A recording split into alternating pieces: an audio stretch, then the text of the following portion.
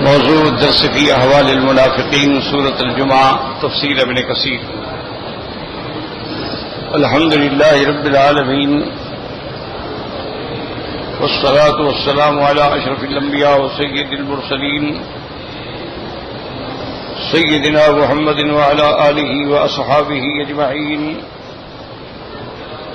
اللهم صل على سيدنا محمد وعلى آل سيدنا محمد كما صليت على إبراهيم وعلى آل إبراهيم في العالمين إنك حميد مجيد. أعوذ بالله من الشيطان الرجيم. بسم الله الرحمن الرحيم. وإذا قيل لهم تعالوا يستغفر لكم رسول الله لووا رؤوسهم ورأيتهم يصدون وهم مستكبرون. سواء عليهم أستغفرت لهم أم لم تستغفر لهم لن يغفر الله لهم إن الله لا يهدي القوم الفاسقين. هم الذين يقولون لا تنفقوا على من عند رسول الله حتى ينفضوا ولله خزائن السماوات والأرض ولكن المنافقين لا يفقهون.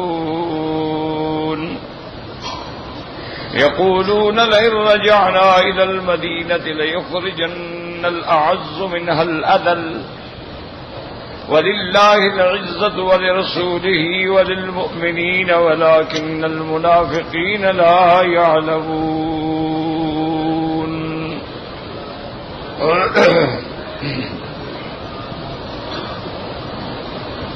قال زيد وأنا ردف أمي قال فسمعت عبد الله بن أبي يقول ما قال فأخبرت أمي فانطلق فأخبر رسول الله صلى الله عليه وسلم.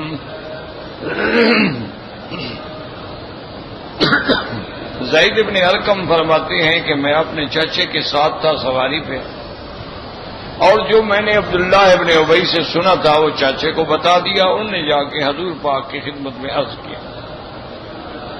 فأرسل إليه رسول الله صلى الله عليه وسلم فحلف وجاهد. سرکار دو عالم صلی اللہ علیہ وسلم نے عبداللہ ابن ابی کو بلایا. اس نے آگے قسم کھائی کہ جی میں تو بالکل میں نے یہ نہیں کہا ہے.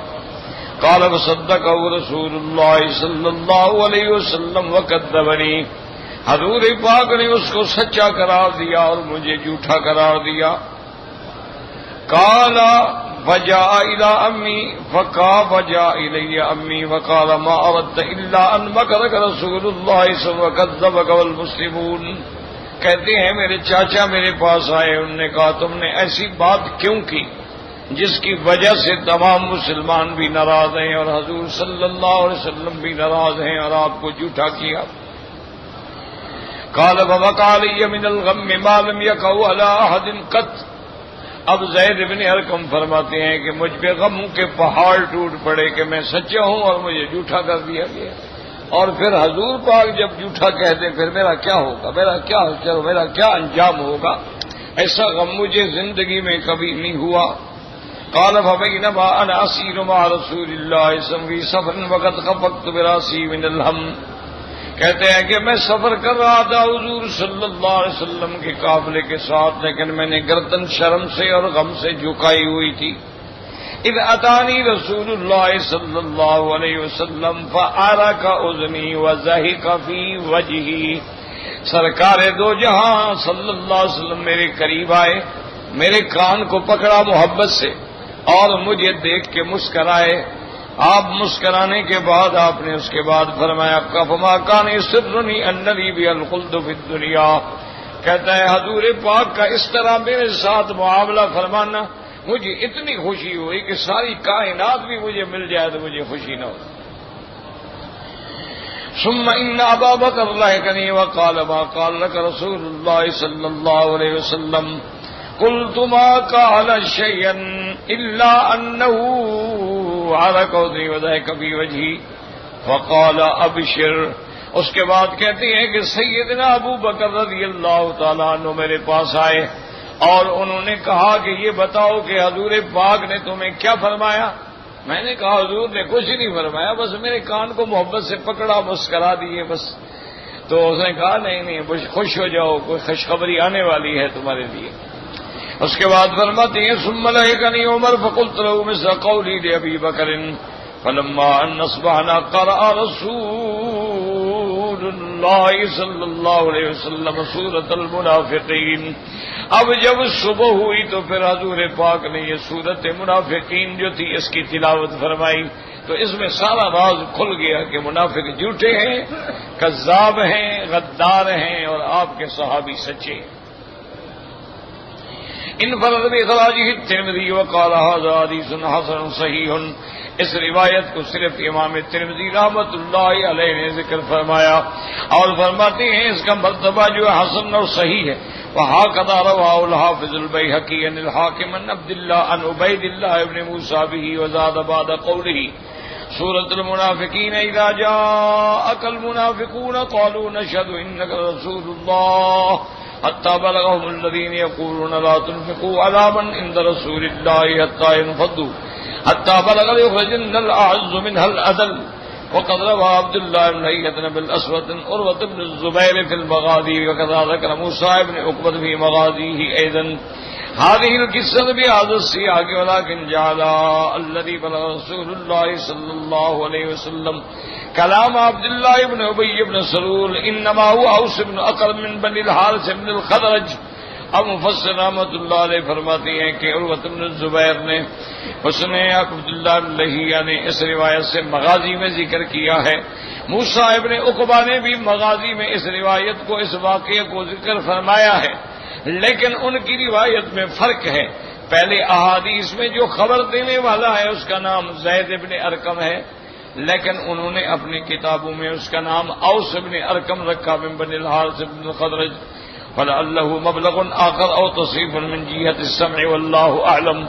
اب مفسر رحمۃ اللہ علیہ فرماتے ہیں یا تو نام سننے میں راوی کو غلطی لگی ہے، اصل زید ابن ارقم ہے وہ اوس ابن ارقم نہیں، یا پھر لکھنے والے سے غلطی ہوئی ہے، اللہ تعالی اعلم۔ وقد قال ابن ابي حاتم رحمه الله حدثنا محمد بن عزيز الإيلي حدثني سلام قال حدثني عقيل قال اخبرت محمد بن مسلم ان عروة بن الزبير وعمر بن ثابت الانصاري اخبراه ان رسول الله صلى الله عليه وسلم غزا غزوة المريسيع وهي التي هدم رسول الله فيها مناة الطاغية التي كانت بين قفا المشلل وبين البحر۔ اب اس روایت میں آتا ہے عمر بن عروة بن الزبیر اور عمر بن ثابت الانصاری خبر دیتی ہیں کہ حضور پاک رحمت دو جہان ہے، غزا غزوتن، آپ غزوے میں آئے، یاد رکھیں ایک ہوتا ہے غزوہ، ایک ہوتا ہے سریہ۔ غزوہ وہ ہوتا ہے جس میں حضور پاک خود بھی جنگ پہ تشریف لے گئے، اس کو کہا جاتا ہے غزوہ، جیسے غزوہ بدر، غزوہ تبوک، غزوہ مریسی، غزوہ بنی المصطلق۔ اور جہاں حضور پاک نہ جائیں، صرف فوج بھیجیں تو اس کو سریہ کہا جاتا، اس کو غزوہ نہیں کہا جاتا۔ تو یہ غزوہ تھا، حضور پاک خود بھی تھے، اور یہ وہی موقع ہے کہ جب اللہ کے پاک پیغمبر نے کافروں کا وہ جو بت تھا، بڑا مشہور مندر تھا منات کا، اس کو بھی آپ نے توڑا۔ اور یہ منات کا مندر جو ہے کفا مشلل اور دریا سمندر اور کفا مشلل کے درمیان میں یہ بہت بڑا مندر تھا۔ یہ بڑے بڑے جو بت تھے نا جی، ان کے بڑے بڑے مندر تھے، ان میں ایک تو لات تھا، عزا تھا، منات تھا، جس کا قرآن میں بھی ذکر ہے افرأیتم اللات والعزی ومناة الثالثة الأخرى الکم الذکر وله الانثى تلک اذا قسمۃ ضیزی۔ تو اس کو حضور پاک نے آ کے توڑا۔ فبعث رسول اللہ صلی اللہ علیہ وسلم وخالد بن الولید فکسر منات فاقتتل رجلان فی غزوۃ رسول اللہ۔ حضور صلی اللہ علیہ وسلم نے حضرت خالد بن الولید کو بھیجا، آپ نے فرمایا جا کے اس مندر کو توڑ دو اور ان بتوں کو توڑ دو جو وہاں ہیں۔ اور اس کے بعد کہتا ہے کہ دو آدمیوں کے درمیان میں اتفاق سے جھگڑا ہو گیا۔ تلک عہد احدہما من المہاجرین، ایک مہاجر تھا والآخر من بحز، قبیلہ بحز سے تھا، وہ انصار کے حلیف تھے، وهم حلفاء الانصار، فاستعل الرجل الذي من المهاجرين البهذي وقال البهذي يا معشر الانصار، وہ جو آدمی تھا مہاجرین کا وہ غالب آ گیا اس بہذی پہ، تو اس نے پھر سب انصار کو بلایا کہ بھئی آؤ میری مدد کرو. اس کے بعد فرماتے ہیں ونصر رجال من الانصار وقال المهاجرين يا معشر المهاجرين، تو مہاجرین نے بھی اپنی جماعت کو بلایا. ونصر رجال من المهاجرين حتى كان بين اولئك الرجال من المهاجرين والرجال من الانصار شيء من القتال، یعنی قریب تھا کہ ان کے درمیان میں بالکل لڑائی چھڑ جاتی. اس کے بعد فرماتی ثم حجز بینہم فانکفأ کل منافق اور رجل فی قلبہ مرض الی عبد اللہ ابن ابی بن سلول، تو بہرحال ان کو چھڑا دیا گیا، لیکن وہ جو لوگ تھے عبداللہ ابن ابی بن سلول کے وہ اس کے پاس گئے. فقال قد كنت ترجع وتدفع واصبحت لا تضر ولا تنفع، انہوں نے کہا تم تو بڑے سردار بنتے تھے، اب کسی کا کوئی مدد ہی نہیں کرتے ہو.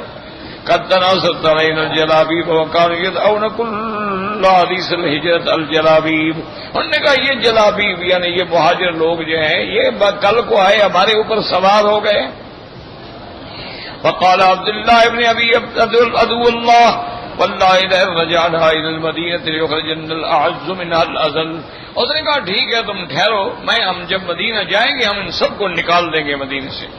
قال مالك بن دخشن وكان من المنافقين الم اقل لكم لا تنفقوا على من عند رسول الله حتى ينفضوا، اس نے کہا میں تمہیں پہلے بھی کہتا تھا ابھی ان پہ خرچ نہ کرو، جب تم ان کی اعانت نہیں کرو گے، ان کو کھانے کو نہیں ملے گا تو یہ سارے حضور کو چھوڑ کے چلے جائیں گے. فسمع بذلك عمر بن الخطاب اکبر يمشي اتى رسول الله صلی اللہ علیہ وسلم، حضرت عمر نے جب یہ بات سنی تو حضور کی خدمت میں آئے. وقال یا رسول اللہ اذن لی فی هذا الرجل الذي قد افتتن الناس اضرب عنقه، حضرت عمر رضی اللہ تعالیٰ عنہ نے آگے عرض کیا کہ یا رسول اللہ مجھے اجازت دیں، یہ جو فتنہ پھیلا رہا ہے ساری دنیا میں جھگڑا پیدا کر رہا ہے، میں اس کی گردن اڑا دوں. یرید عمر عبد اللہ بن ابی، فقال رسول اللہ لعمر او قاتل او انت ان امرتک بقتله، آپ نے حضرت عمر سے فرمایا کہ اچھا تمہیں اتنا جذبہ ہے اگر میں تمہیں حکم دوں تم اس کو قتل کر دو گے؟ وقال عمر نعم واللہ لئن امرتنی بقتله لاضربن عنقه، اگر آپ مجھے حکم دیں تو میں بالکل اس کی گردن کاٹوں گا. فقال رسول اللہ میں بیٹھ جاؤ. فاکبر سعید بن حذیر وهو احد الانصار ثم احد بن الاشعل، اور سعید بن حذیر آئے حتی اتى رسول اللہ صلی اللہ علیہ وسلم وقال یا رسول اللہ صلی اللہ علیہ وسلم اذن لی فی هذا الرجل الذي قد افتتن الناس لاضرب عنقه، اس نے بھی آگے یہی عرض کیا کہ یا رسول اللہ صلی اللہ علیہ وسلم اس دشمن اسلام نے، اس منافق نے جو فتنہ کھڑا کر دیا مجھے اجازت دے میں اس کی گردن اڑا دوں. فقال رسول اللہ اوقاتله انت ان امرتك بقتله، آپ نے فرمایا اچھا اگر میں حکم دوں تو میں اس کو قتل کر دو گے؟ قال نعم والله ان امرتني بقتله اضربن بالسيف تقطع اذنيه، اور نے کہا حضور مجھے آپ اجازت دیں تو میں اس کے کانوں کے نیچے گردن سے ٹکڑے کر دوں اس کو. فقال آپ نے فرمایا بیٹھ جاؤ.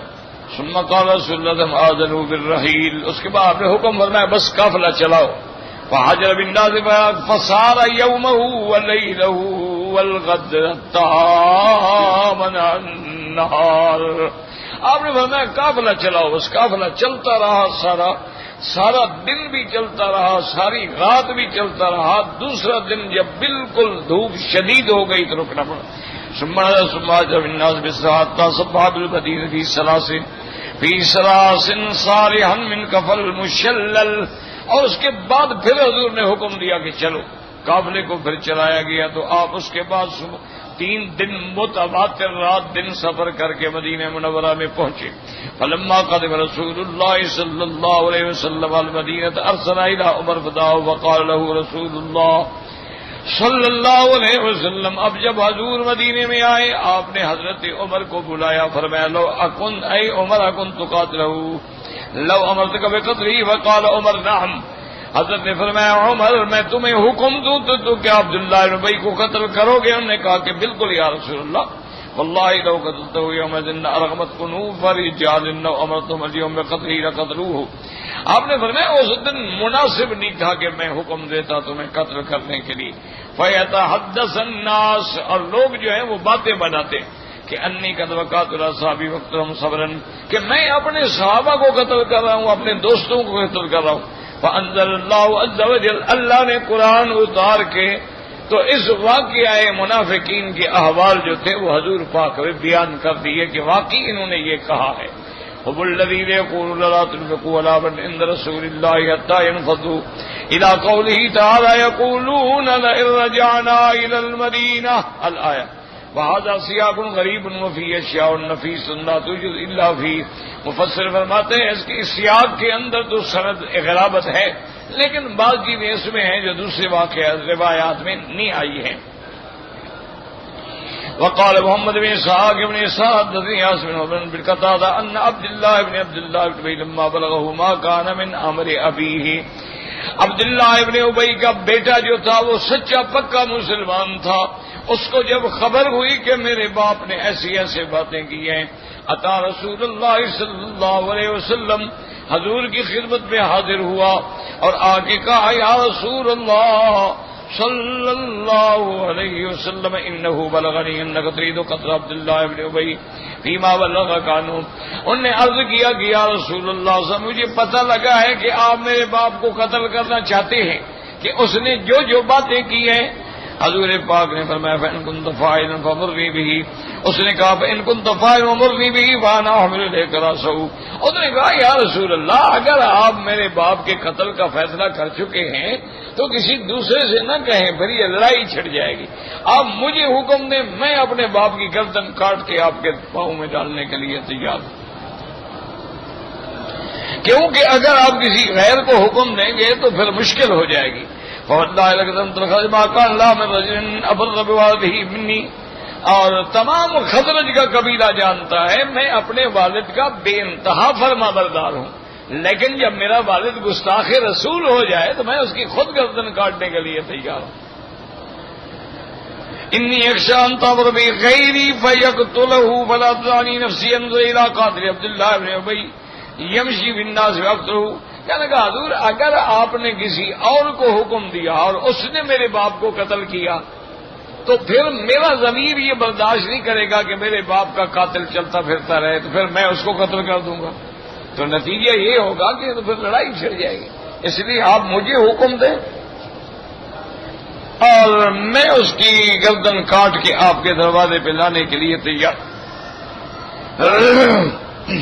فاقتل مومن بکافر ادخل النار، پھر میں یعنی ایک مومن کو مار قتل کروں۔ وقال رسول اللہ بل نترفق به ونحسن صحبته ما بقي معنا، آپ نے فرمایا کہ تم زیادہ جذبات میں نہ ہو، ہم اس کے ساتھ مہربانی کریں گے اور اس کے ساتھ اچھا معاملہ کریں گے۔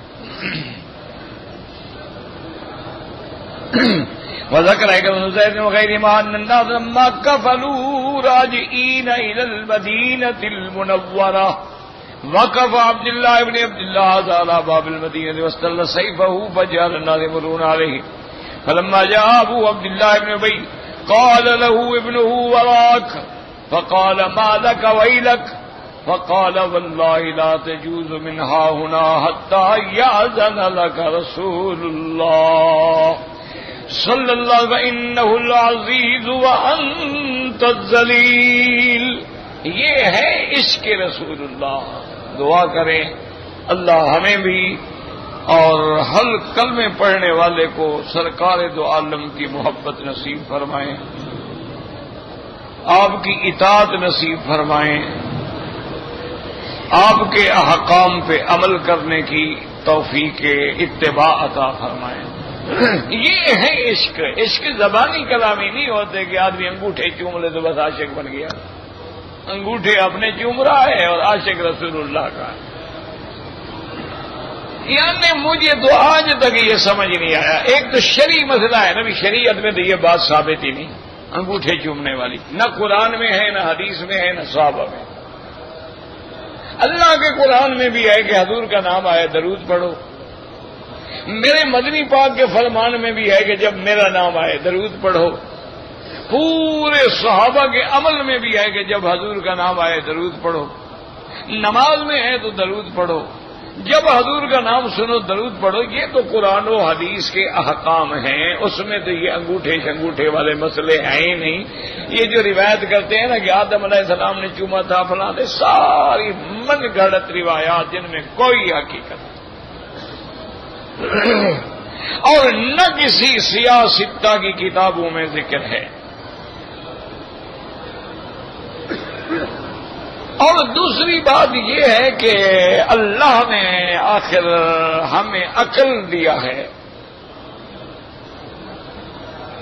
آدمی اپنے عقل سے بھی سوچے کہ بھئی اس مسئلے میں کیا یعنی اکرام ہے کہ آدمی نام حضور کا سنے تو اپنے انگوٹھے چوم لے اور آنکھوں پہ رکھ لے.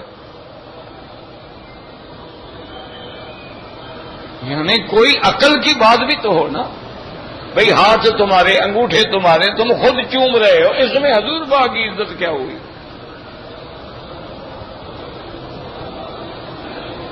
یا تو یہ ہے نا جی کہ جس بندے نے حضور کا نام لیا ہے اس کے منہ کو جا کے چوم لو. جیسے مسئلہ ہے کہ حجر اسود کو بوسہ دو، بوسہ نہیں دے سکتے، ہاتھ لگاؤ، ہاتھ لگ جائے تو چوم لو. اگر ہاتھ نہ لگے تو بھائی اشارہ کرو اللہ اکبر وللہ الحمد. تو یہ مسئلہ جو ہے یہ تو کوئی عقل کے بھی خلاف ہے. اور دوسری بات یاد رکھیں یہ ہے کہ دیکھیں نا اب مثلاً میں تو سارے دیکھ رہے ہیں، اگر کسی صحابی نے بھی انگوٹھے چومے ہوتے تو سارے صحابہ دیکھتے. لاکھوں صحابہ ہیں حضور پاک کے جنہوں نے مسح کرنا سکھا دیا ہے، جنہوں نے انگلیوں میں خلال کرنا سکھلا دیا ہے، جنہوں نے داڑھی میں خلال کرنا وضو کے وقت سکھلا دیا ہے، جنہوں نے غسل کے وقت میں غرارہ کرنا سکھلا دیا ہے، جنہوں نے یہ سمجھا دیا ہے کہ اپنی ناف کا بھی خیال رکھا کرو کہ کہیں اندر ایسی جگہ نہ رہ جائے جہاں پانی نہ پہنچے.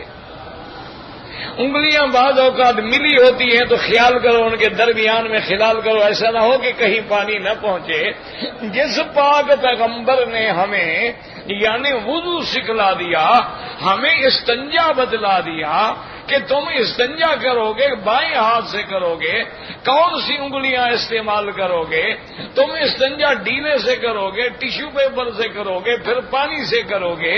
تو یہ ساری چیزیں سمجھا دی. انگوٹھے چومنے والا مسئلہ چھوڑ دیا کہ 14ویں صدی میں مولوی آئیں گے وہ بتا دیں گے.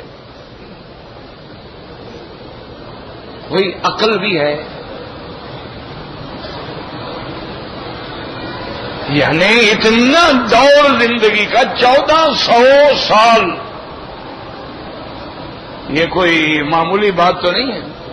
اچھا پھر یہ کہنا کہ آدم علیہ السلام نے چوما تھا، بھائی پہلے تو کوئی اللہ کے بندے حدیث میں ہے ہی نہیں ہے. بعض موضوع روایات میں اس قسم کی باتیں ہوتی ہیں جو روایات موضوع ہیں، گھڑی ہوئی ہیں، بنی ہوئی ہیں، جن کی کوئی حقیقت نہیں ہے. لیکن ایک منٹ کے لیے میں تمہاری بات مان لیتا ہوں کہ آدم علیہ السلام نے ایسا کیا تھا، تو ہم آدم علیہ السلام کی شریعت پہ پابند ہیں یا حضور محمد مصطفیٰ کی شریعت کے پابند ہیں؟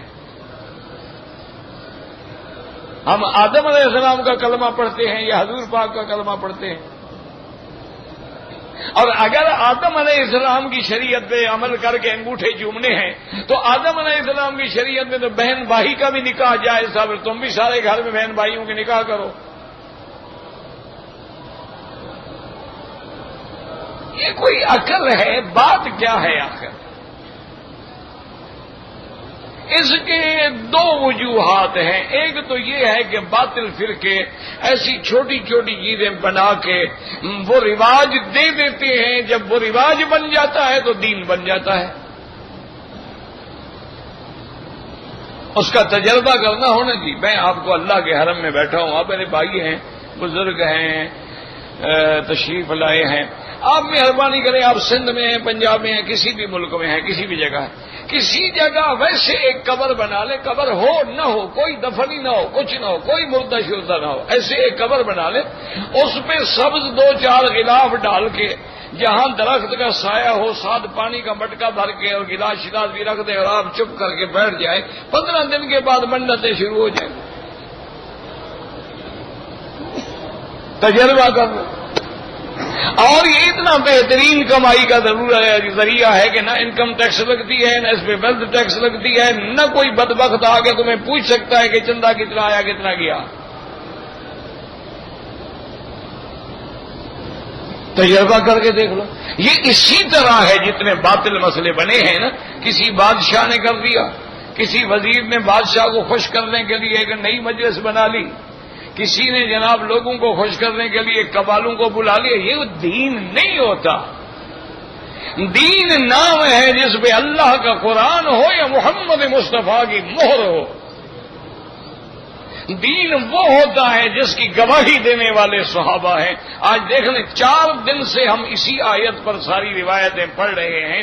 مفسر بتلا رہا ہے کہ واقعہ کیسے ہوا, امام ترمذی نے کیا کہا ہے, مسلم نے کیا کہا ہے, بخاری نے کیا کہا ہے, محمد بن اسحاق نے کیا کہا ہے, اصحاب السیر نے کیا کہا ہے, اصحاب المغازی نے کیا کہا ہے. یہ ہے علم تاکہ حقیقت سامنے آئے کہ بھئی کہنے والا زید بن ارقم تھا, کہنے والا اوس بن ارقم تھا, قتل کی اجازت دینے والا حضرت عمر تھا, یا اسید بن حذیر تھا, یا قتل کی اجازت دینے والا اس کا بیٹا تھا. یہ سارے واقعات جو ہیں اس لیے کہ بھی اللہ کے قرآن کی تفسیر ہے. کوئی معمولی بات تو نہیں کہ جو مرضی آئے بندہ لکھ دے.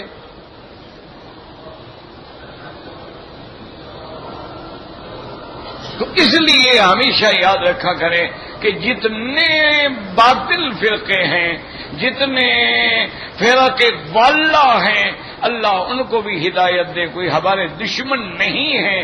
یاد رکھو قرآن کا حکم بھی یہی ہے کہ یا ایھا الذین آمنوا صلوا علیہ وسلموا تسلیما. اللہم صل وسلم وبارک علی سیدنا محمد کہ درود پڑھو, سلام پڑھو. اور حضور نے بھی یہی فرمایا ہے کہ من صلی علیہ واحدا صلی اللہ علیہ عشرا. جس بندے نے مجھ پہ ایک دفعہ درود پڑھا اللہ اس پہ 10 دفعہ رحمتیں نازل فرمائیں گے. اور حضور پاک نے فرمایا سب سے بڑا بخیل اور بدبخت وہ ہے جس کے سامنے میرا نام آئے اور مجھ پہ درود نہ پڑھے. اور علماء نے لکھا ہے خوش نصیب ہو تم حاجی اور عمرے والے کہ جب مکے میں آ کے مسجد الحرام میں آ کے ایک درود پڑھو گے تو ایک درود کا ثواب ہوگا 1,00,000 درود. تو جب 1,00,000 ہوگا تو اللہ 10,00,000 رحمتیں نازل فرمائیں گے. انگوٹھے چومنے پر تو کہیں ثواب نہیں لکھا ہوا ہے کہ ڈھیلا ملے گا یا پیسہ ملے گا یا ٹکا ملے گا. ہاں یہ ضرور ملا ہے کہ جہنم ملے گی. کل محدثۃ بدعہ وکل بدعۃ ضلالہ وکل ضلالۃ فی النار. جو چیز بدعت ہوگی وہ گمراہی ہے اور ہر گمراہی کی سزا جو ہے وہ جہنم. باقی کہنا جی یہ ہمارا ادب ہے, آداب ہے. صحابہ سے تم زیادہ ادب کرتے ہو, سیدنا بلال سے تم زیادہ ادب کرتے ہو, اہل بیت رسول سے تم زیادہ ادب کرتے ہو. کیا بات ہے کہ اور جی ادب ہے کیوں؟ ہمارے ہاں تو رواج ہے نا جی. اب دیکھیں سندھ میں ہمارے بھائی یعنی پکے مسلمان وہ بھی ایسے ہاتھ باندھیں گے جیسے ہندو باندھتا ہے, حالانکہ یہ ہندو کا رواج ہے, اس کا اسلام سے کوئی تعلق نہیں. اور سندھ جو ہے وہ تو بابی اسلام ہے, وہ تو مرکزی اسلام ہے جہاں سے اسلام داخل ہوا ہے. اور تمہارے یعنی پورے ہند میں سب سے پہلے قرآن کی تفسیر لکھنے والے سندھ کے بزرگ تھے حضرت عمر نوح. یہ جن کی اولاد میں اب ہے امین فہیم وغیرہ یہ لوگ جو ہیں یہ انہی کی اولادوں میں ہیں. وہ تو خیر کیا تھے اور یہ کیا ہے, اللہ ان کو بھی ہدایت دے. ہم تو سب کے لیے دعا کرتے ہیں, ہمارے لیے تو بہرحال یعنی اس کے باوجود وہ ہندو کی ایک رسم ہے وہ آخر. اچھا بسنت آ جائے گی سارے پیلے کپڑے پہن لیں, ہندوؤں کی رسم ہے. آج مہندی کا دن ہے, سارے جناب وہی پیلے رنگ کے اور مہندی رنگ کے کپڑے پہنیں گے. اور جب دلہا دلہن آئیں گے تو اس کو جناب گھوڑا بھی ملے گا, جوڑا بھی ملے گا. جو کبھی کھوتے پہ نہیں بیٹھا بیچارے کو گھوڑے پہ بٹھا دیتے ہیں, اس کی جان نکل رہی ہوتی ہے. اور اس کے ہاتھ میں سرخ رنگ کے دھاگے باندھیں گے اور اس کے ہاتھ میں لوہے کے بیت بگے. یہ کیا ہے؟ یہ سارا ہندوؤں کی لعنت ہے جو مسلمانوں میں آ گئی ہے. سرکار دو جہاں کی شادیاں نہیں ہوئی, حضور کی بیٹیوں کی شادیاں نہیں ہوئی, حضور کی سب سے محبوبہ لاڈلی سیدہ فاطمہ الزہرا کی شادی نہیں ہوئی. کیا انہوں نے بھی یہ گانے باندھے تھے اور چھریاں رکھی تھیں اور لگامیں رکھی تھی بستروں کے نیچے؟ انا للہ و انا الیہ راجعون. خدا کا خوف کریں, اللہ کے دین کو سمجھیں. یاد رکھو اللہ نے تو ہمیں وہ نبی دیا ہے, وہ شان والا پیغمبر دیا ہے کہ ساری کائنات ایک طرف ہے اور سب سے اونچا شان میرے مدنی محمد مصطفیٰ کا ہے. اور اللہ نے آپ کو ایسا نام دیا ہے کہ کوئی مسلمان آپ کا نام بغیر بوسے کے لے ہی نہیں سکتا. آپ مجھے سب حضرات کہہ دینا محمد کہیں. بھئی کہہ دو کہ ڈرتے ہو؟ بھئی اللہ کے نبی کا نام لینے سے کیوں ڈرتے ہو بابا؟ آپ کا نام ہے محمد. اچھا ایسا کرو, ہونٹ نہ ملے اور کہہ کے دکھاؤ مجھے محمد. کوشش کرو, ہو سکتا تو. یہ تو نام ایسا ہے کہ میرے نطق نے بوسے میری زبان کے لیے کہ خود بخود بوسے کے بغیر نکلتا ہی نہیں. اللہ نے نام ہی ایسا رکھا ہے, حضور کا نام ہی ایسا ہے کہ جب لوگ خود بخود اس نام کو خود بخود بوسا ہو جائے تو پھر ہمیں دوسری بدعات گھڑنے کی کیا ضرورت ہے؟ بس اللہ ہدایت دے دی, کیا کر سکتے ہیں. اب جناب کہتے ہیں کہ یہ دیکھو عشق رسول اللہ کہ جب وہ مدینہ منورہ میں آیا تو مدینہ منورہ کے دروازے پہ اس کا بیٹا تلوار لے کے کھڑا ہو. جب اس کا باپ آیا اس نے کہا ٹھہر جاؤ, تم گستاخ رسول اللہ ہو. تم نے کہا کہ میں عزیز ہوں اور حضور ذلیل ہے. بدبخت کہو میں ذلیل ہوں اور محمد مصطفیٰ عزیز ہے. جب تک یہ اقرار نہیں کرو گے اور حضور اجازت نہیں دیں گے میں تمہیں اندر قدم نہیں رکھنے دوں گا, تمہاری گردن اڑا دوں گا. یہ ہے عشق رسول اللہ. عشق رسول اللہ زبانی کلامی دعوے کا نام نہیں. عشق رسول اللہ دھمال کھیلنے کا نام نہیں. عشق رسول اللہ داڑھی منڈے قوالوں سے قوالیاں سن کے سر مارنے کا نام نہیں. عشق رسول اللہ جو ہے محض جلوس نکالنے کا نام نہیں. نہ نماز ہے, نہ روزہ ہے, نہ قصہ ہے. جلوس جا رہا ہے جی حضور کی حضور پاک کی میلاد کا جلوس ہے. اچھا جلوس ہے بھی, نمازیں ختم, ہر چیز ختم. یہ عشق, اس نے کہا سوال ہی پیدا نہیں ہوتا, میں تمہیں نہیں جانے دیتا جب تک کہ حتیٰ یأذن لک رسول اللہ, جب تک تمہیں حضور اجازت نہ دے. اور ساتھ یہ بھی کہا کہ ان رسول فإنہ العزیز, اللہ کا رسول جو ہے وہ عزت والا شان والا ہے. وانت الذلیل, تم ذلیل ہو. فلما جاء رسول اللہ وکان انما یسیر ساقطا مسقا الیہ عبد اللہ ابن ابی ابنہ فقال ابنہ عبد اللہ واللہ یا رسول اللہ صلی اللہ علیہ وسلم لا يدخل حتى تأذن له. اب جب حضور بھی قریب آ گئے تو عبداللہ ابن ابی نے کہا کہ یا رسول اللہ یہ دیکھو میرا بیٹا ہے, یہ میرے ساتھ کیا کر رہا ہے؟ اس نے کہا یا رسول اللہ اس نے آپ کے شان میں گستاخی کی ہے. اس نے کیوں کہا ہے کہ لَيُخْرِجَنَّ الْأَعَزُّ مِنْهَا الْأَذَلَّ, یہ اقرار کرے اور اگر آپ اجازت دیں گے میں اس کو جانے دوں گا، ورنہ میں اس کو کبھی گھر میں بھی نہیں آنے دوں۔ اللہ کی شان ہے، حضور فأذن رسول اللہ صلی اللہ علیہ وسلم، حضور نے فرمایا اچھا اجازت دے دو۔ فقال اما اذا اذنك رسول اللہ فجز الان، انہوں نے کہا جب حضور نے اجازت دی ہے تو پھر تم جا سکتے ہو۔ وقال ابو بکر عبد الله بن الزبير الحميري في مسند حدثنا سفيان بن عيينة قال حدثنا ابو هارون المدني قال قال عبد الله بن ابي بن سرور لابيه والله لا تدخل المدینہ ابدا حتى تقول رسول اللہ صلی اللہ علیہ وسلم۔ ایک روایت میں یہ آتا ہے کہ اس کے بیٹے نے کہا کہ واللہ مجھے خدا کی قسم ہے میں تجھے مدینے میں کبھی داخل نہیں ہونے دوں گا جب تک تم اقرار نہ کرو کہ میں ذلیل ہوں اور محمد مصطفیٰ عزت و شان والے ہیں۔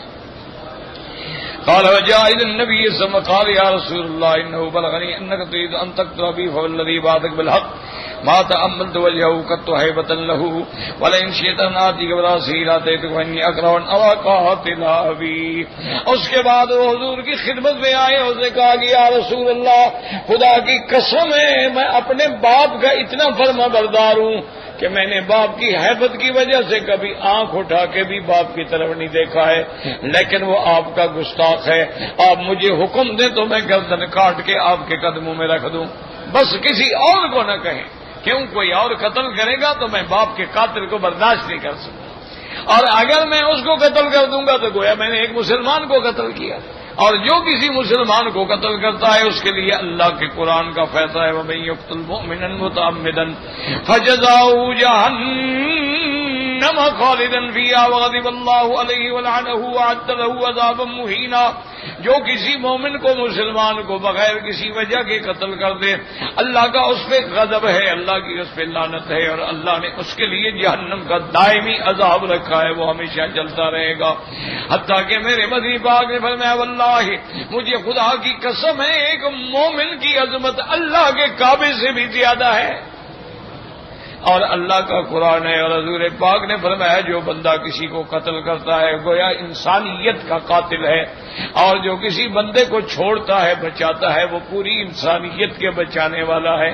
اللہ تبارک و تعالی عالم اسلام سے دعا کریں کہ یہ عالم اسلام پہ اس وقت جو ابتلا ہے، جو امتحان ہے، اور جو اللہ کے عذاب ہیں اللہ اپنی رحمت سے رفع فرما دیں، بس دعا کریں۔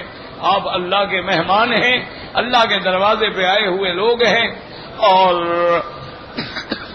ہر حال میں، رات میں، تہجد میں، طواف میں، تمام عالم اسلام کے لیے دعا کریں، خاص طور پہ بلد الامین کے لیے کہ اللہ ان کے اس بلد امین کو قیامت تک ہر فتنے سے محفوظ رکھے، اور پاکستان کے لیے کہ اللہ اس کو عذاب سے محفوظ رکھے، کیونکہ اب دشمنوں نے تمہیں مٹانے کا فیصلہ کر لیا ہے، نہ سمجھو گے تو مٹ جاؤ گے اے ہندوستان والے، تمہاری داستان تک بھی نہ ہوگی داستان۔ انہوں نے بالکل فوکس کر لیا ہے کہ ہم نے آپ کو توڑنا ہے، اور اس پہ وہ 50 سال سے کام کر رہے ہیں۔ ایک ہم ہیں غافل ہیں، سوئے ہوئے ہیں، خواب غفلت میں ہیں، کوئی بات ہوئی 2 دن بیان بازی کی، تیسرے دن پھر ٹھنڈے ہو کے اسی تنخواہ پہ کام کریں۔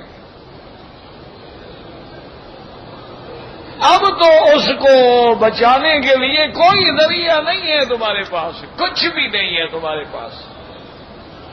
تمہارا تو ایک جہاز خراب ہو جائے تو بنا ہی نہیں سکتے، تمہاری تو گاڑی کا ایک پرزہ ٹوٹ جائے تو وہ بھی نہیں بنا سکتے ہو، تم تو روٹی بھی نہیں کھا سکتے ہو، تم تو برگر بھی ان سے منگواتے ہو، تم تو پیپسی کولا بھی ان کا پیتے ہو، تم تو پانی بھی ان کا پیتے ہو، تمہارے پاس اتنی بھی طاقت نہیں ہے کہ مسلمان کا پانی بن جائے۔ کپڑا ان کا پہنتے ہو، جوتے ان کے پہنتے ہو، ٹائیاں ان کی لگاتے ہو، شکلیں ان کی بناتے ہو، تمہارے پلے میں ہے کیا؟ تم کیا مٹی لڑو گے؟ وہ لڑنے والی قوم چلی گئی۔ اسی لیے جب نادر شاہ نے دلی کو لوٹا تھا تو اس نے حکم دیا کہ آج میرے استقبال میں رات کو مجرا ہوگا، رقص ہوگا، گانا بجانا. حالانکہ وہ اس قسم کا آدمی نہیں ہوتا، جنگلی آدمی تھا.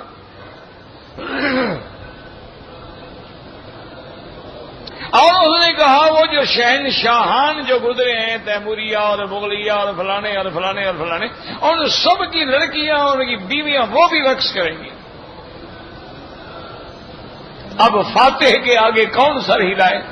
اچھا اس نے کیا کیا؟ تلوار اپنی نکال کے رکھ دی اور خود ٹیک لگا کے سرانے سے بیٹھ گیا.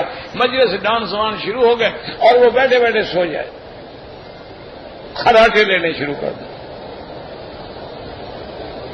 جب آدھے گھنٹے میں کچھ نہیں ہونے گا، بھگاؤ مجلس ساری ختم کر دی. اس نے کہا میں تو دیکھنا چاہتا تھا کہ کسی کے اندر کوئی غیرت رہ گئی ہے کہ کوئی تلوار لے کے مجھ پہ حملہ کرے، لیکن غیرت نام ہے جس کا گئی تیمور کے گھر سے. تمہارے پاس غیرت ہے ہی نہیں، تم بے غیرت ہو، تمہیں جینے کا کوئی حق نہیں پہنچتا ہے.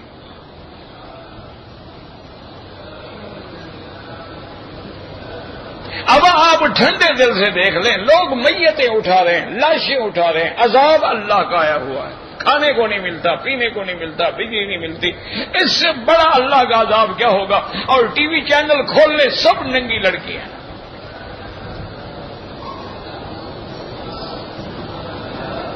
یعنی ہم اللہ کے عذاب کو دعوت دے رہے ہیں، بار بار بلا رہے ہیں. تو کوئی حل نہیں ہے. بس آپ لوگ کوشش کریں، توبہ کریں، اللہ سے معافی مانگیں، شاید اللہ ہم پہ رحم فرما دیں، اللہ معاف فرما دیں. ورنہ وہ تو الصمد ہے، وہ تو بے نیاز ہے، اسے کسی کی کیا ضرورت ہے. جب تم بے دین بن گئے، اللہ نے اپنا کعبہ چھین لیا، مسجد اقصی چھین لی تمہارے ہاتھوں سے. تب تم بے غیرت بن گئے، اللہ نے ملکوں کو دو ٹکڑے کر ڈالا، بھائی بھائی سے جدا ہو گیا. ورنہ بنگال اور آپ میں کیا فرق تھا؟ سب سے زیادہ قربانیاں دینے والی تو وہی قوم تھی. تمہارے ملک کی قرارداد کس نے پاس کی؟ جنگ کے اندر کون سے پائلٹ تھے جنہوں نے دشمنوں کے 10 طیارے ایک چھوٹے سے سیبر طیارے سے مار گرائے؟ آج بھی خدا جانتا ہے بنگال کے جو لوگ ہیں روتے ہیں ہمارے لیے.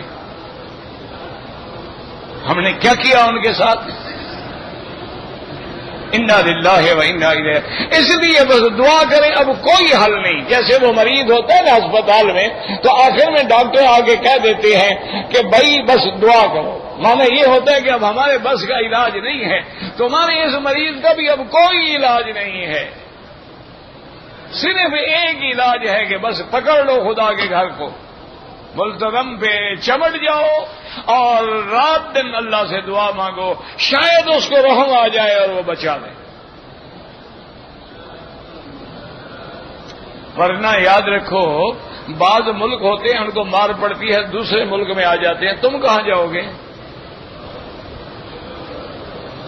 تمہیں کوئی پناہ دینے والا بھی ہے؟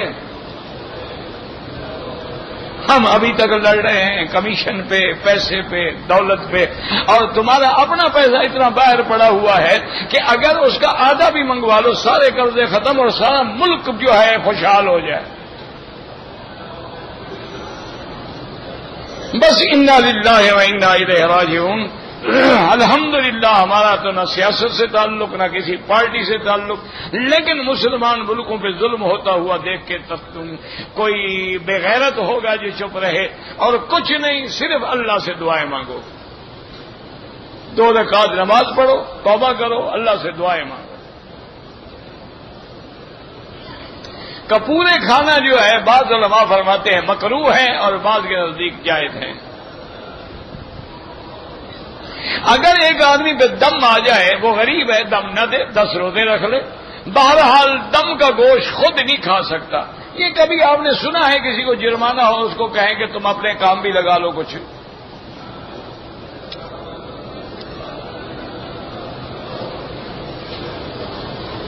اگر تمتع کے لیے آنے والے حاجی نے ایک عمرہ کر لیا ہے، اب اس کے بعد وقت ہے اور عمرے کرنا چاہے بالکل کر سکتا ہے، جتنا مرضی آئے کرے، وہ تمتع ہی رہے گا.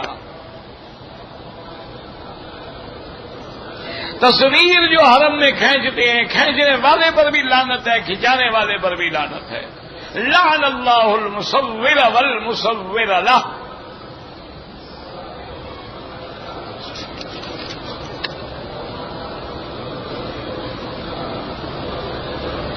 بہرحال آپ نے عمرہ کیا ہے، اب دادے کا حج بدل کریں گے، عمرہ بھی انہیں کے تو ایک بکری آپ تمتع کی رکھیں گے. کہتے ہیں کہ یہاں جو گوشت ہے جو باہر سے آتا ہے، باہر کے گوشت کا کوئی اعتبار نہیں، اس کو استعمال نہ کریں.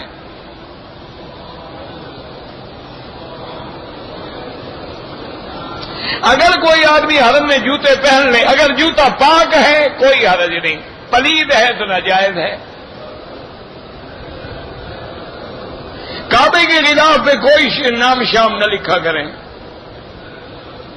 اگر ہم بوسہ دینے کے لیے لائن میں کھڑے ہو جائیں، طواف تو انشاءاللہ ختم ہو جائے گا، بوسہ مل جائے گا.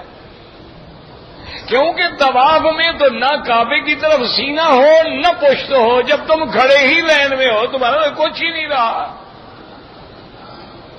طواف کے دوران نظر نیچے ہو، نہ ادھر دیکھو نہ ادھر دیکھو، نہ سینہ پھیرو نہ پشت پھیرو، کیونکہ طواف نماز کے حکم میں ہے. جیسے نماز میں سینہ پھیرنا کعبے سے جائز نہیں، ایسے یہاں بھی جائز نہیں.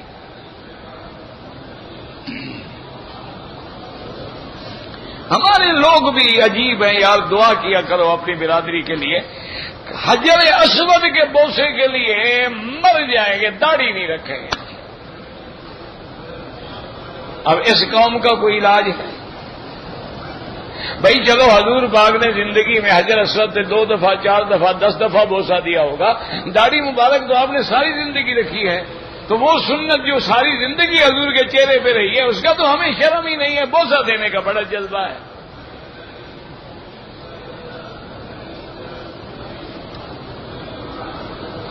انبیاء قبر میں حیات ہیں، بالکل حیات ہیں. کہتے جی کچھ لوگ جو ہیں امام حرم کے پیچھے نماز نہیں پڑھتے، اللہ ہدایت دے ان کو، ان کے مقدر میں محرومی ہے، تو ہم کیا کریں کہ مکے میں آ کر بھی جماعت سے محروم ہیں، کیونکہ وہ شرک کے اندر جو جراثیم ہیں وہ نہیں آنے دیتے.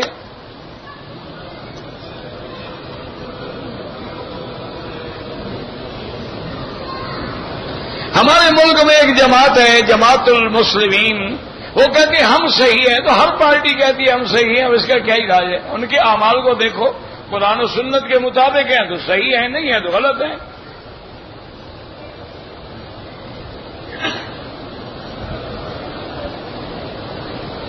کہتے ہیں کہ امام مسجد اور مؤذن تنخواہ لے سکتا ہے.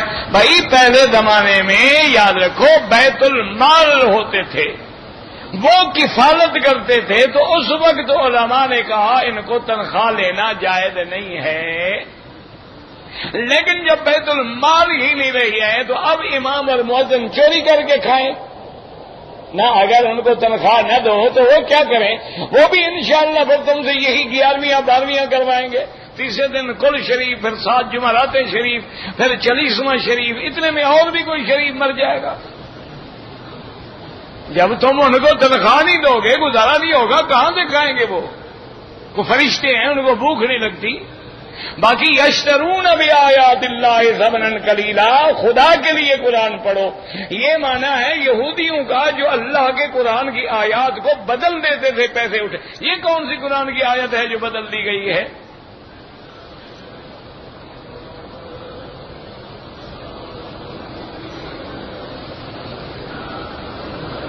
کسی کا جنازہ نہیں پڑھتے دفع ہوں، تمہیں کیا فکر ہے ان کا؟ انشاءاللہ ان کا بھی کوئی نہیں پڑھے گا. تم پڑھو گے تو تمہارا بھی کوئی پڑھے گا. کہتے ہیں قرآن پہ عمل کرو، حدیث پہ عمل نہ کرو، ماشاءاللہ فی امان اللہ. پھر تو 4 رکعت عشاء بھی قرآن میں نہیں ہے، پھر نماز چھوڑ دیں. 2 رکعت فجر اور 4 رکعت عصر اور 3 رکعت مغرب جو ہے وہ بھی قرآن میں نہیں ہے، چھوڑ دیں. قرآن میں تو بھینس کے بارے میں بھی نہیں لکھا ہوا کہ وہ حلال ہے یا حرام ہے، اس کا کھانا چھوڑ دیں. قرآن میں تو جناب کسی بٹیرے کے بارے میں اور کسی تیتر کے بارے کا بھی کوئی ذکر نہیں ہے، پھر ان کو حرام بنا دیں. کیا خود یہ چھوڑو، ایسی جماعتیں پیدا ہوتی رہیں گی. نام قرآن کا لیں گے منکر محمد مصطفیٰ ہوں، نام صحابہ کا لیں گے منکر اہل بیت ہوں گے. نام اہل بیت کا لیں گے منکر صحابہ ہوں گے، نام عشق رسول اور عشق اولیاء کا لیں گے اصل میں مشرک ہوں گے۔ یہ جماعتیں ہر دنیا میں ہوتی ہیں۔ دعا کرو اللہ سب کو ہدایت دے، سب کے لیے۔ تم جس جگہ آئے ہوئے ہو نا، یہ دعا کی جگہ ہے، بد دعا کی جگہ نہیں ہے۔ دعائیں کرو کہ اللہ ان کو بھی ہدایت دے۔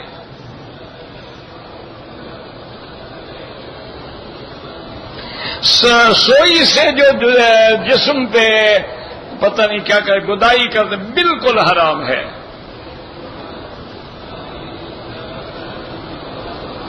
ہم دو بھائی ہیں، اولاد نہیں ہے، اللہ اولاد عطا فرمائے، علاج بھی کرواؤ، صرف دعاؤں سے کام نہیں بنتا۔ ایک آدمی شادی نہ کرے اور کہے کہ سارے دعا کرو اللہ مجھے اولاد دے دے، کیسے ہوگی؟ اس کو ہوگی اولاد؟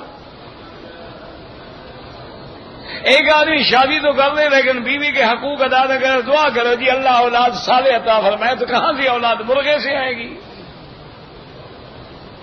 پہلے تم دونوں علاج کراؤ، چیک اپ کراؤ، جس میں نقص ہو علاج بھی کراؤ، پھر دعا بھی کرو، پھر انشاءاللہ کام بنے گا۔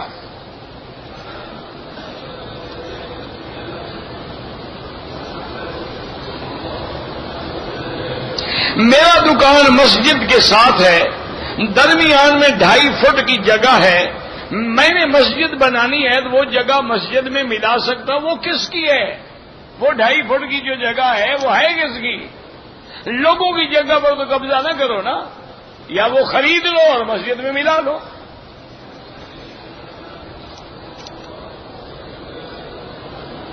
مکے میں رہنے والے حج کا احرام گھر سے باندھیں گے، حج کا احرام گھر سے ہوگا۔ حجر اسود کے بوسہ دینے کے وقت مرد عورتیں دھکے لگتے بالکل نہ دیں، اشارہ کریں۔ مرد اور عورت کے لیے وہ محرم رشتے جن سے نکاح حرام ہے وہ محرم ہے، اس سے پردہ نہیں ہے، باپ ہے، بیٹا ہے، بھائی ہے۔ کہتے جی کہ جب ہم طواف کرتے ہیں اکثر عورتیں ٹکرا جاتی ہیں، بچنے کی کوشش کرو، باقی غلطی سے کوئی ایسی بات ہو جائے اللہ جانتے ہیں، اللہ معاف کر دیں گے۔ ایمان کو پکا کرنے کے لیے کیا کریں؟ اللہ کا قرآن پڑھیں، حضور پہ درود پڑھیں، استغفار کریں اور صلحاء صالحین کی صحبت اختیار کریں۔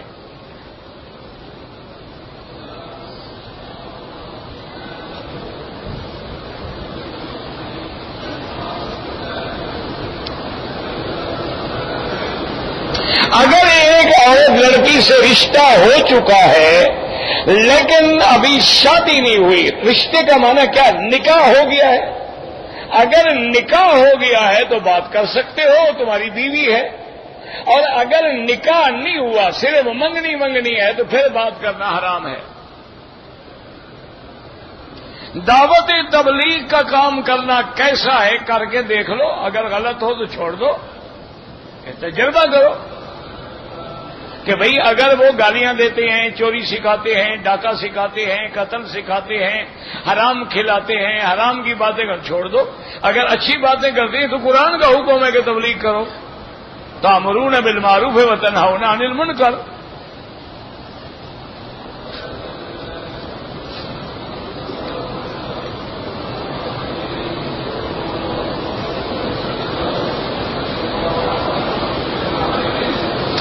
عرفات میں میرے والدین نے حج کیا، عرفات کے میدان میں نہیں جا سکے، حج نہیں ہوا۔ جب آدمی عرفات میں نہ جائے تو حج نہیں ہوتا۔ الحج عرفہ، حج عرفات کا نام ہے کہ نیت بھی ہو، احرام بھی ہو، اور 9 تاریخ کو آدمی عرفات میں بھی پہنچے، چاہے 2 منٹ کے لیے حج ہی ہو جائے گا، لیکن عرفات میں نہ جائے تو حج نہیں ہوگا۔ بالکل وہ حج دوبارہ کریں۔ کہتے جی کہ مینا عرفات میں، میرا بھائی گزارش یہ ہے کہ حنفی مسلک میں جو مقیم ہیں وہ نماز پوری پڑھتے ہیں، باقی ائمہ فرماتے ہیں کہ حج میں مقیم ہے یا مسافر قصر پڑھے تو کوئی جھگڑے کی بات نہیں ہے، جہاں موقع ملے امام کے پیچھے اسی طرح پڑھ لو۔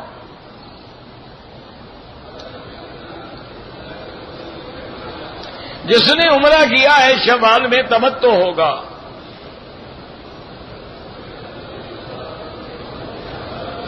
رمضان میں 5 روزے رہ جائیں تو شوال کے روزے اس میں ادا نہیں ہوتے، وہ تو فرض تمہارے دن میں قضا ہے.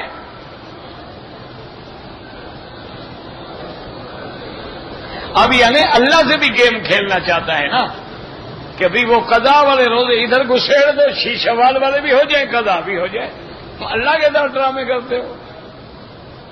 وہ فرض ہے، یہ تو نفلی روزے ہیں. کوئی رکھے رکھے نہ رکھے نہ رکھے. حج افراد میں حج کی بکری ہوتی ہی نہیں ہے تو تمہیں کیا فکر ہے؟ اللہ نے معاف کی ہے.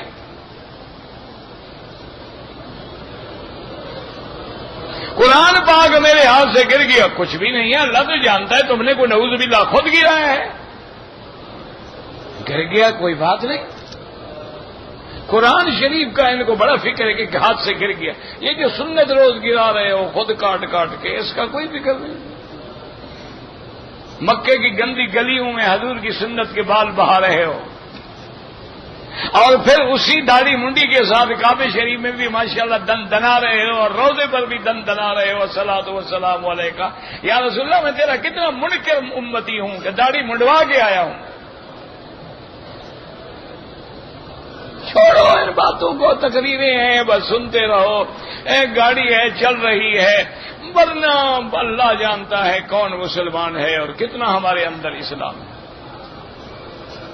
ایک رونق ہے، میلہ ہے، حج پہ آیا ہوا ہے، روزانہ حرم میں بھی شیو ہوا ہے. اور کم از کم یہ 1 مہینہ حیا کر لو. فلم میں کام کرنے والے بھی ڈرامے کے طور پہ 1-10 دن تو وہ بھی حیا کر لیتے ہیں. تم مکے مدینے میں جتنے دنوں اتنا تو حیا کر لو، بعد میں اللہ رسول کو چھوڑ دینا، بیوی کو راضی کرنا. جن کی داڑیاں ہیں ان کی بیویاں بھاگ گئی ہیں. تم اپنے ملک میں جا کے دیکھ لو، تنسیخ کے جتنے دعوے ہیں وہ داڑھی منڈوں کے ہوں گے. کسی داڑھی والی کی عورت نے کبھی تنسیخ نہیں کی ہوگی. کیوں؟ داڑھی والا مرد ہوتا ہے. بغیر داڑھی کے تو آدمی مرد ہوتا ہی نہیں، وہ تو عورت ہوتی ہے. مرد کی عورت کی ان تنسیخ کرے.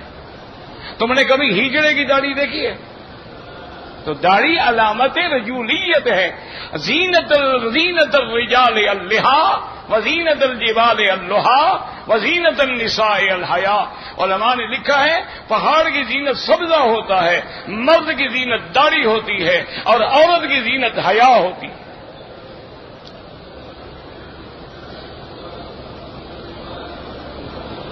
نماز کے دوران کوئی عورت ہماری صف میں آ جائے، امام ابو حنیفہ فرماتے آگے ہو یا برابر کھڑی ہو نماز نہیں ہوتی.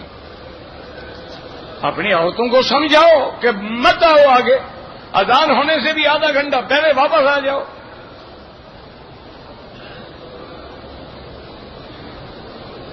تہجد کی نماز میں اگر میں رکوع میں استغفار یا وہ دعائیں اللہم انت ربی لا الہ الا انت خلقتنی بالکل پڑھ سکتے ہو.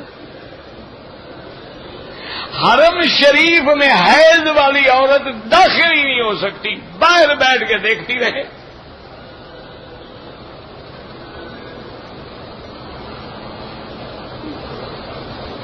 آپ نے مدینہ منورہ سے واپسی گھر نہیں جانا ہے، واپس آ کے حج کرنا ہے تو لازم پہلے عمرہ کرو. جس دن حج گھر جانا ہو طواف الوداع کرنا.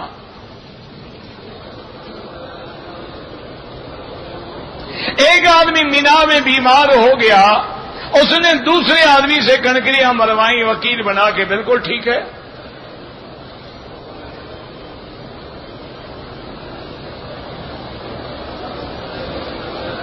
اگر ایک عورت نے جہاز سے اتر گئی تو اس کو حیض آ گیا، دوائی کھا لی ٹھیک ہو گئی، لیکن رات کو عمرے کے لیے نہیں آئی، رات کو چہرہ ڈھانپ دیا، کوئی دم نہیں پڑتا. لیکن یہ دیکھو خون مطلقاً بند ہو گیا ہے کہ یا تھوڑا تھوڑا آ رہا ہے، تو پھر عمرہ نہیں کر سکتی جب تک پاک نہ ہوں. اور یہ تم دوائی کھا کے روکتی رہو گی نا، اور عذاب میں پڑ جاؤ گی. نہ خون آئے گا نہ بند ہوگا، گھنٹہ آئے گا 2 گھنٹے کے بعد بند ہوگا پھر آ جائے گا.